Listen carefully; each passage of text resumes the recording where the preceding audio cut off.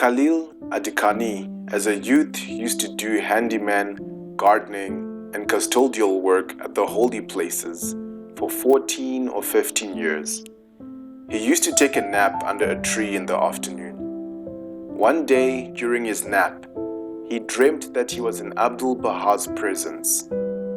Abdu'l-Baha instructed him to saddle the donkey and take it to the train station. When he awoke, he thought that the master never arrived at the train station in the morning, and that because he was sleepy, perhaps he wasn't thinking straight.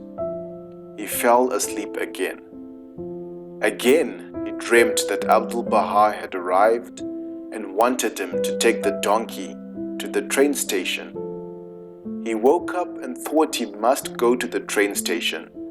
If the master arrived, all would be well, and otherwise he would simply head back with the donkey.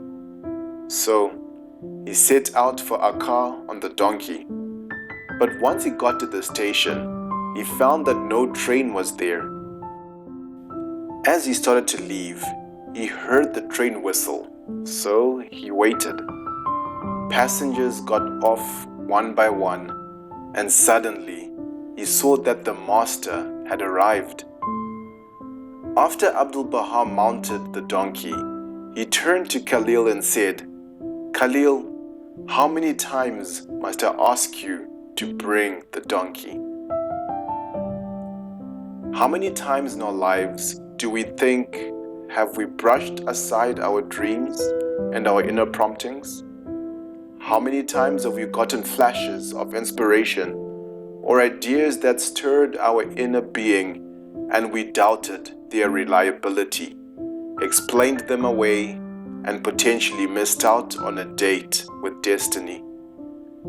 Though our past opportunities may have been lost, future ones will inevitably present themselves. Let us then, with wisdom and purity of heart, listen and act on those dreams, for only through obedience can one bring the donkey to the train station